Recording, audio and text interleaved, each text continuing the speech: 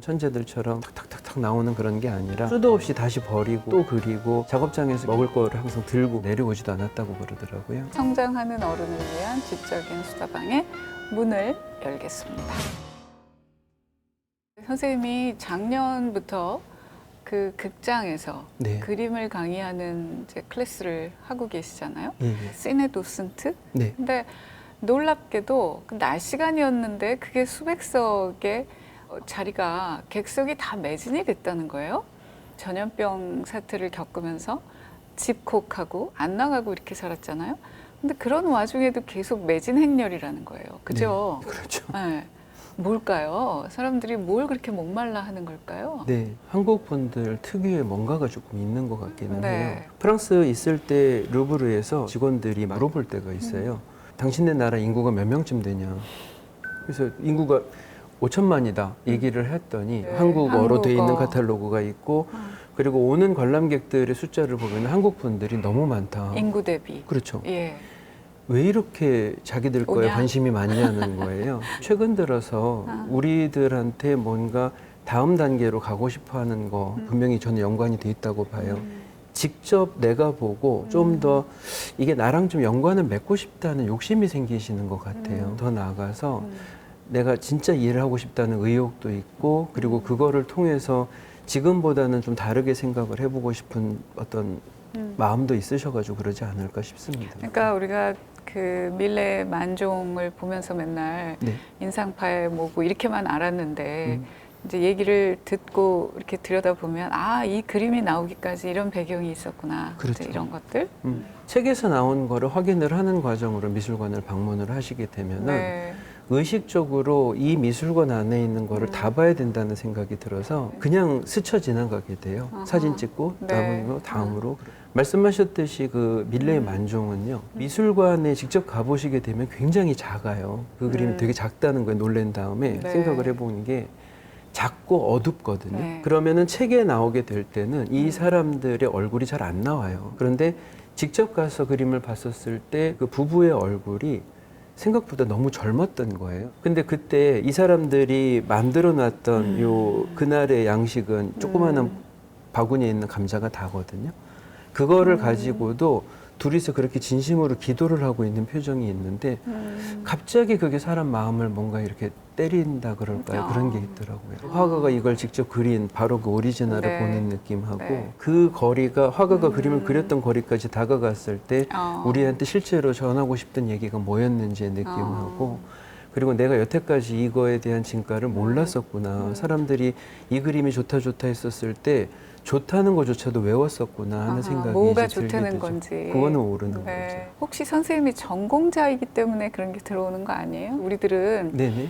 역시나 그 그림 앞에 선다 하더라도 혹시 그런 게 안 느껴지는 건 아니에요? 그냥 아, 나 만종 봤어 뭐 이러고 오는 거 아닌가요? 오히려 전공자들의 경우에요. 저희들은 버릇이 자꾸 분석을 시켜주는 버릇이 있고 전달을 어떻게 해야 될까를 고민을 하게 되지 실제로 그 감상을 하게 되는 경우는 좀 드물어요. 제가 그거를 처음으로 느꼈던 게 사이즈에 대한 게 분명히 있었어요. 네. 루브르에 처음 도착을 해서 여태까지는 책으로만 봤던 그 그림이 내 눈앞에 진짜로 가까이 가서 봤었을 때 그 큰 거랑 디테일이 같이 합쳐지니까 이 작가를 상상할 수 있게 된 거는 전공자라서가 아니라 어렸을 때부터 한 번은 봤으면 좋겠다 하는 거를 정말 그 자리에서 봤었을 때 이 반가움 플러스 아 이거였었구나 이걸 사람들이 좋아하는구나 하는 깨달음 같은 것 같아요. 그러니까 명작을 왜 명작이라고 하는지 그렇죠. 그런 것들. 르네 마그리트 특별전 혹시 보셨어요? 보니까 특별전이 의미하는 바가 미디어 아트전이었어요.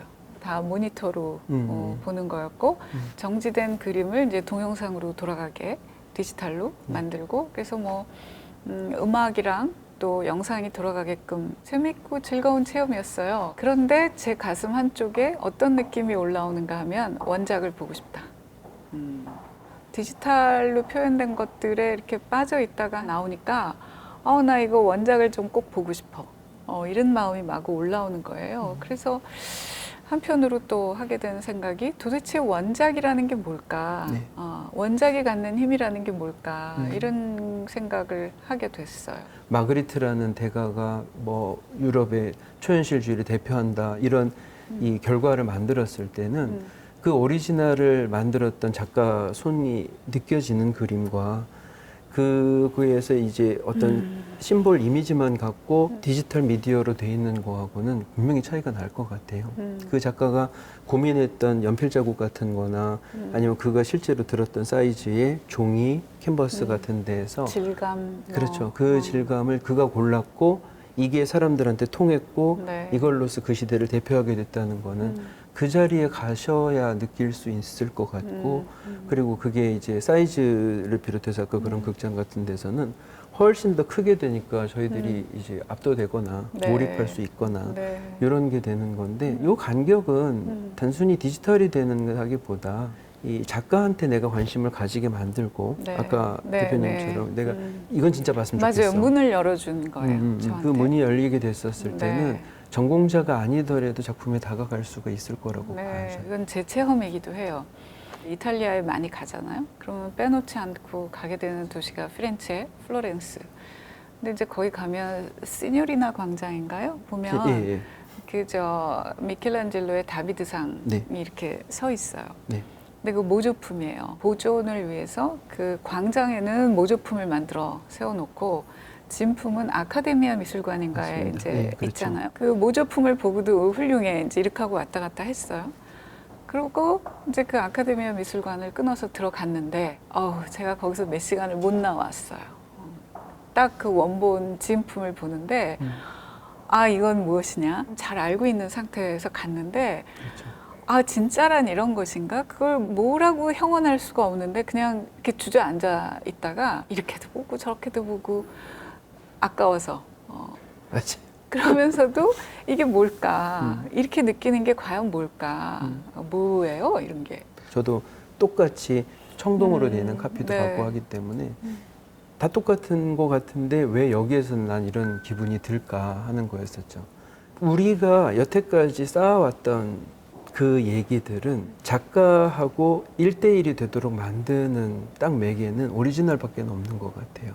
저희들이 미켈란젤로가 누군지는 좀 들었잖아요. 네. 그 작품들을 접하면서 네. 좋아할 때도 있었고 그냥 외웠을 때도 있었어요. 네. 근데 한켠에 계속 궁금하고 이게 뭘까? 그런 생각을 하고 있었을 때 그 오리지널에 만났을 때 그 자리는 이전에 있었던 작가하고 우리가 만날 수 있도록 진짜 해줄 수 있는 정확한 포인트인 것 같아요. 그러니까 미켈란젤로를 그가 남긴 다비드를 통해서 만난다. 항상 그런 얘기들을 하잖아요. 누군가 나보다 먼저 떠난 사람, 죽음으로 이렇게 이별을 한 사람들이 네 마음에 살아있을 거야 뭐 이런 얘기를 했었을 때 반복되는 얘기들이라서 별로 와닿지도 않는 것 같다 그랬는데 맞구나 하는 거를 느꼈던 것 같아요. 저 사람이 저 조각을 할 때 단순히 클라이언트한테 돈을 받아서 그걸 그대로 만들어 놓은 거가 아니고 자기가 할 수 있는 모든 능력을 다해서 자기의 인생을 전부 걸고 만든 다음에 그게 시간이 지나도 사람들한테 내가 이런 걸 만들어 놨음을 이해해 주셨으면 좋겠고 기억해 주셨으면 좋겠어요 라는 대화가 되니까 그 사람의 목소리가 이탈리아 말이었고 몇백 년 전에 떠나간 사람이었어도 작품 안에서 남아있게 되면요 만나고 싶어 할 것 같아요. 이어서 이 얘기를 드리고 싶어요. 몇백 년 전에 서양 사람이 남겨놓고 간 그림, 네. 작품들을 지금 21세기에 한국에 사는 우리가 왜 봐야 되지?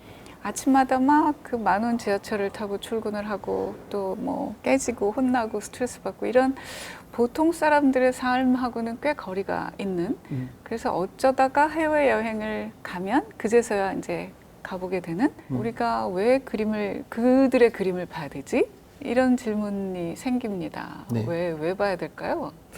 원래 서양 그림이 그런 사람들을 위해서 몇백 년을 살아왔었어요. 돈 있는 사람들을 위한 예술이었죠. 그런데 시민혁명도 이루어졌고 소수한테 권력이 가기보다 전체다한테 나눠지고 각자 나도 삶이 있고 나도 개성이 있다고 생각을 하게 되면서 그 개성이 넓어지니까 네.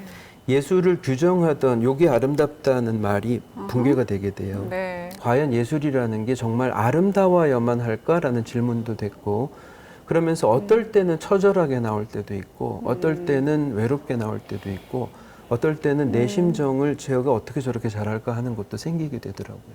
고흐 같은 사람들. 그거는 이전에 있는 누구를 교양을 위한 작품하고는 좀 다르거든요.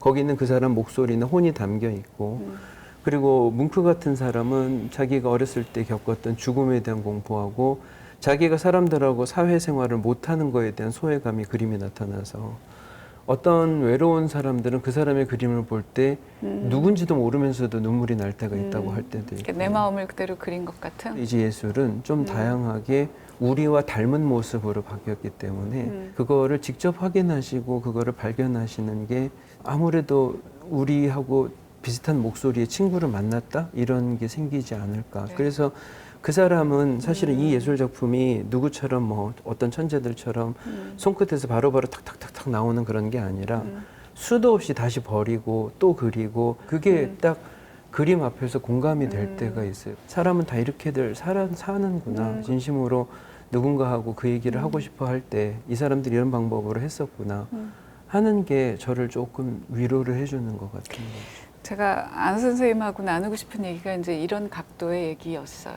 그러니까 저쪽 멀리 있는 그림이 막 바쁘게 여기 서울에서 이렇게 하루하루 바쁘게 살고 있는 우리들하고 도대체 어디서 만나질까? 이제 이런 의문이 있는데 100년 전이든 200년이든 어떤 인간이 있었어. 근데 그들이 남겨놓고 간 걸 우리는 지금 명화라 그래서 미술관에 가서 봐. 근데 그게 나하고 관계없이 저쪽에 있는 것이 아니라 그 예술가가 그 한 인간이 그도 살다가 고비도 겪었을 거고 뭐 파도도 만날 거고 그럴 때 아마 온몸으로 부딪혀서 길을 찾고 찾은 끝에 도달한 게 그 사람이 자기 인생에서 막다른 골목에 다다라서 고민한 끝에 도달한 답이 네. 우리가 지금 명화라고 부르는 것들이 아닌가. 그렇죠. 사람이 보이니까 지금 저의 이렇게 막 어떨 때는 남노하게도 느껴지는 이런 삶하고 만나는 그 대목이 거기서 발견되는 것 같았어요. 작품 그리고 예술품 나이가 들고 소위 현명해진다는 말이 내가 할 수 있는 일이 그다지 없구나라는 걸 알게 되는 것 같은 그런 거란 말이죠. 그래서 느끼고 있습니다. 그런데 이 사람들은 그걸 알면서도 계속 도전을 했던 것 같아요. 가끔 그런 사람들의 아침하고 저녁을 상상을 해볼 때가 있어요. 아침에 일어날 때 자기한테 몸에 힘이 다 빠져나가 있는데도 힘을 낼 때 무슨 생각을 했을까? 그리고 그날 하루를 마칠 때 또 자기가 해놓고 싶었던 것만큼 진도를 못 나갔는데 오늘이 끝났네 하는 생각의 좌절감은 어땠을까? 미켈란젤로 같은 사람은 예전에 보니까는 밥 먹을 시간이 그래서 아까워가지고 작업장에서 계속 거기에서 먹어야 된다고 먹을 거를 항상 들고 그 옆에 앉아서 내려오지도 않았다고 그러더라고요. 천장화를 그리면서. 천장화 그릴 때 내가 왔다 갔다 하는 시간이 아깝다고 하는데 그런 얘기에서 서로 맞아요. 네. 거기서 마음이 확 열리는 것 네. 같아요. 그래서 처음으로 얘기가 다시 돌아가는데요. 도대체 진품 원작의 힘이 뭐냐. 어떤 인간이 정말 자기 진심을 다해서 온 힘을 다해서 자기 앞에 온 것에 도망가지 않고 맞닥뜨려서 그걸 넘어서려고 애썼던 흔적 그것이 지금 우리가 명화라고 또 뭐 역작이라고 대표작이라고 부르는 것들이 아닌가 아마 그런 에너지를 느끼기 때문에 그렇죠. 원작 앞에 서면 뭐 보게 되고 여러 가지 보물창고들이 저는 있다고 보여져요. 누구는 오페라는 진입장벽이 너무 높다 이런 얘기를 하시는데 그 진입장벽이 높은 게 우리한테 무슨 성과여야 되거나 반드시 달성해야 되는 과제 같은 거는 사실은 아니거든요. 알면은 기분 좋은 거죠. 언젠가 쌓아놓는 노력들이 그 진입장벽을 넘도록 해줘요. 나도 남들처럼 오페라나 작품에 대해서 뭔가 얘기를 할 수가 있어. 이게 아니라 거기에 왜 사람들이 감동했는지를 알 수가 있고 그리고 그 중에서 내가 나한테는 이게 참 소중한 것 같아 하고 챙길 수 있는 보물들이 있다고 하면 그런 보물 창고에 들어가는 거는 시간이 걸려도 계속 파들어가고 싶은 거죠. 명작들은 분명히 우리들을 뭔가 변화를 시켜줄 수 있는 힘들이 다 있다고 봅니다. 진입장벽 얘기를 하셨는데 연대순으로 무슨 사조로 이렇게 하잖아요. 그렇죠. 그러면 이제 그거 따라가다 보면 좀 질려서 지레 음. 이렇게 그냥 그만두기도 하는데 네. 그래서 선생님하고는 어느 예술가가 네. 자기 인생의 역작, 인생작으로 남겼던 음. 그 그림들을 하나씩 네네. 이제 작품을 가지고 얘기를 하면서 끌어가 볼까 합니다. 음. 그래서 1부는 여기서 마치고요. 여러분 2부에서 그 작품들 중심으로 여러 예술가들의 인생작에 대해서 한번 들어보는 시간을 갖겠습니다.